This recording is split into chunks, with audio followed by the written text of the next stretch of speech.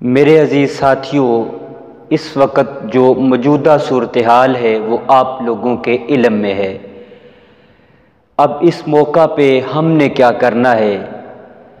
جب قوموں کے اوپر مشکل حالات آتے ہیں تو قومیں اجتماعی طور پہ توبہ کرتی ہیں تو اللہ تعالیٰ ان کی مشکل کو دور فرما دیتا ہے۔ ہم نے سچے دل کے ساتھ اپنے رب کی بارگاہ میں توبہ کرنی ہے۔ احتیاطی تدابیر کے ساتھ ساتھ جب ہم رجوع اللہ کریں گے تو یقیناً اللہ تعالیٰ ہماری مشکل کو دور فرمائے گا۔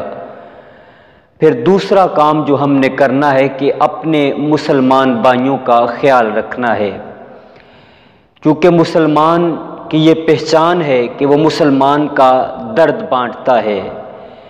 میرے رسول کریم نے ارشاد فرمایا کہ جس نے اپنے مسلمان بھائی کی مدد کی اللہ اس کی مدد فرمائے گا، جس نے اپنے مسلمان بھائی کی مشکل دور کی اللہ تعالیٰ اس کی مشکلات کو دور فرمائے گا۔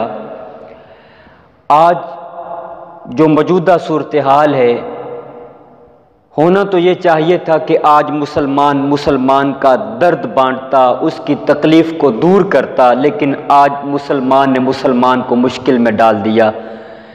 اگر ایک ماسک وہ 10 روپے کا بک رہا تھا تو آج اسی کو 20 کا کر دیا گیا۔ اگر ایک آٹے کا تھیلا وہ 800 کا تھا اس کو 1100 کا کر دیا جاتا ہے۔ حالانکہ ہونا تو یہ چاہیے تھا کہ اس کی قیمت میں اضافہ نہ کیا جاتا بلکہ مسلمانوں کے لیے آسانیاں پیدا کی جاتی۔ تو ہم نے تو اب اپنے مسلمانوں کو مشکلات میں ڈال دیا۔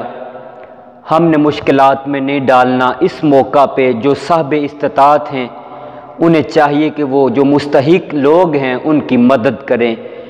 میں اور آپ اپنی گلی محلے کے اندر دیکھیں جو حقدار ہیں ان تک راشن پہنچائیں، پھر دیکھیے گا یقیناً اللہ تعالی ہم سے راضی ہو جائے گا۔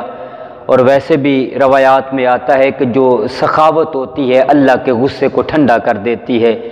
جب ہم سخاوت کریں گے اللہ تعالی راضی ہو جائے گا۔ ہم نے سچے دل سے توبہ بھی کرنی ہے، ایک دوسرے کا خیال بھی رکھنا ہے، ایک دوسرے تک کھانا بھی پہنچانا ہے۔ پھر دیکھیے گا اللہ ہماری مشکلات کو دور فرمائے گا۔ اللہ تعالیٰ پوری امت مسلمہ کی حفاظت فرمائے گا۔ اللہ تعالیٰ اس وبا سے ہم سب کو محفوظ فرمائے۔ اے خاصہ خاصان رسول، وقت دعا ہے، امت پہ تیری آ کے عجب وقت پڑا ہے۔